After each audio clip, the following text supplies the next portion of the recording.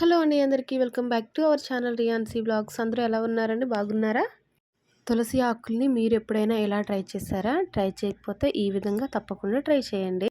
నేనైతే మా తులసి చెట్టుకున్న ఆకంతా ఈ విధంగా అయితే తెంపుకున్నానండి. చాలా ఫ్రెష్గా అయితే ఉంది. చాలా ఎక్కువ తులసాకు కూడా వచ్చిందండి.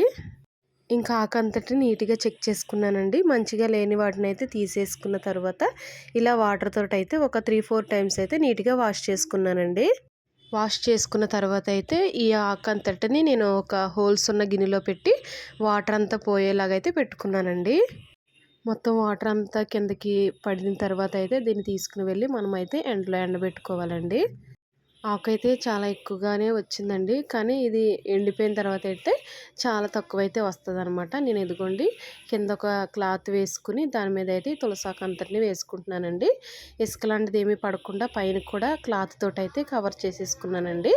ఇది సెకండ్ డే అండి. చూసారా, ఆకంత అయితే ఈ విధంగా అయితే ఎండిపోయిందండి. ఇప్పుడైతే దీన్ని మనం మిక్సీలో వేసుకుని పౌడర్లా చేసుకోవాలండి.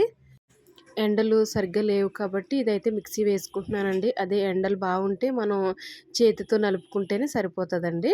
ఇదిగోండి ఈ విధంగా అయితే పౌడర్ చేసి పెట్టుకున్నానండి. దీన్ని అంతటిని నేను ఒక బాక్స్లో వేసి పెట్టుకుంటానండి. దీన్ని అయితే మనం డైలీ టీ పెట్టుకుంటాం కదా, ఆ టీ పొడిలో నేను ఒక స్పూన్ అయితే దీన్ని మిక్స్ చేసుకుంటాను.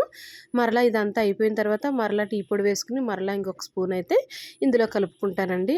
అలా ఈ తులసి పౌడర్ని అయితే నేను వాడుకుంటానండి. ఈ తులసి పౌడర్ని ఫేస్ ప్యాక్లో కూడా మనం కలుపుకోవచ్చండి. మనం అప్పుడప్పుడు పెరుగు, శనగపిండి ఇలా వంటగదిలో ఉండే వాటితో కూడా ఫేస్ ప్యాక్ వేసుకుంటాం కదండి. అలాంటప్పుడు ఈ తులసి పొడి అనేది వాడుకోవచ్చండి.